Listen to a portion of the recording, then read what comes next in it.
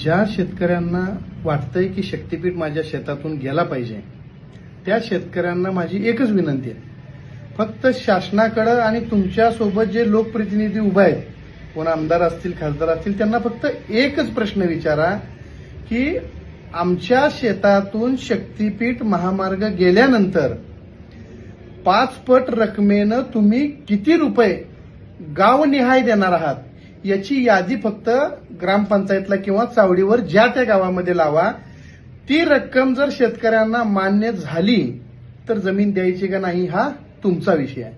फक्त शेतकऱ्यांनी शेवटच्या टप्प्यात फसू नये आणि कुणाच्या तरी सांगण्यावरून कुणीतरी आंदोलन करत असण्यानं तुमचा भ्रमनिरास होऊ नये.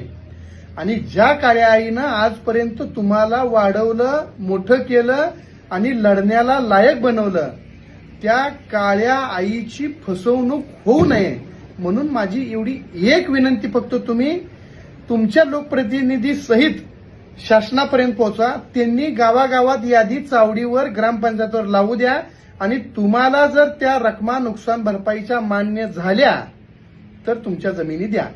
आणि हे सगळ्यात महत्वाचं म्हणजे तुकारामांची ओवे, बुडती हे जन न देखवे डोळा म्हणून कळवळा येताशे. बाकी निर्णय तुमचा तुम्ही घ्या. धन्यवाद.